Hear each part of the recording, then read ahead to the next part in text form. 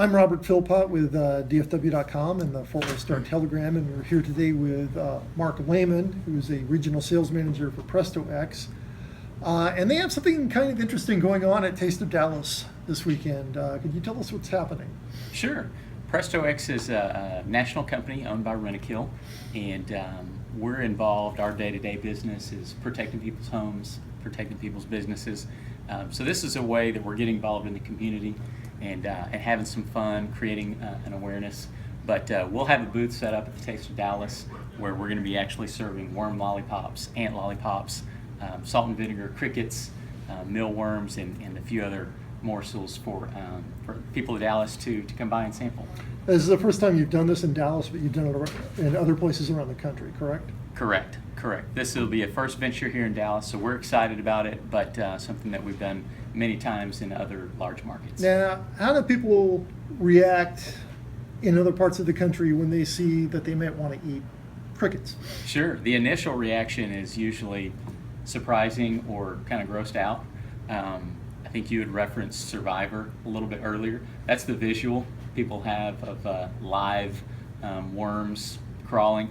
Obviously, as you can see today, most everything we have is dried, salted, not very intimidating. But people's initial reaction is skeptical.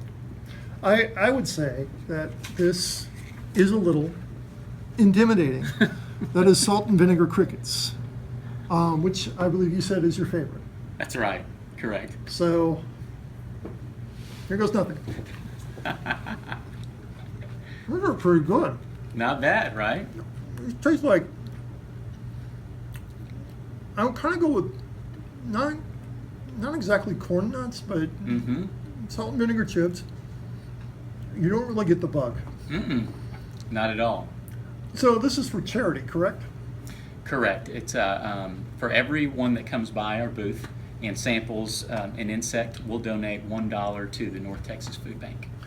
Now, you said this is in third world countries. This is common for people to eat insects as a source of protein. Correct. But it's not common for them to eat them, say, in a salt and vinegar form. Correct. Or I believe we have, is it Mexican spice mealworms we have here? So that's the Mexican spice mealworms. They actually look a lot less intimidating than the crickets.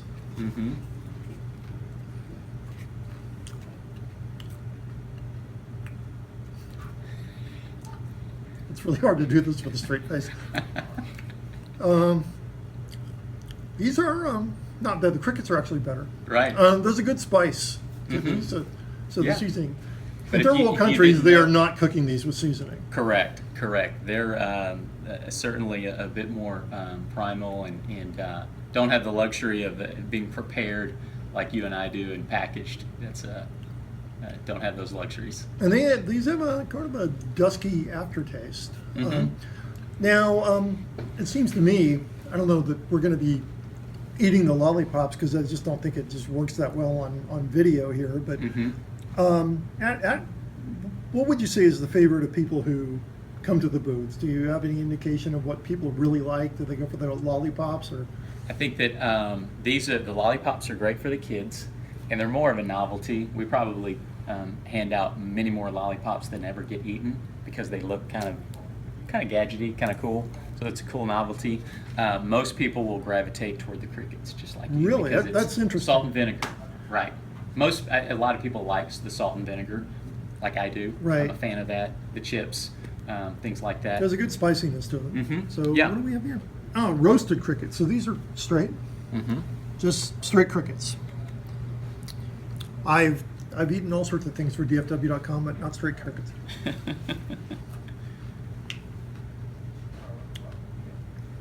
There's just not a lot of flavor to them, is there? Pretty plain. They're just, Yeah. So what's the favorite so far? I would go with the salt and vinegar crickets. I do like the spice on the worm. I just didn't think the worm had a lot of things. Yeah.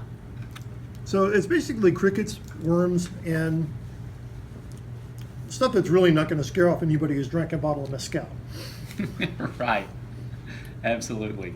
So, so when is everything taking place? Well, we have this Correct. Is this all 3 days of Taste of Dallas, or? We'll just have the booth out there on Saturday, and we're going to have cricket eating contests at 1, 3, and 5 o'clock.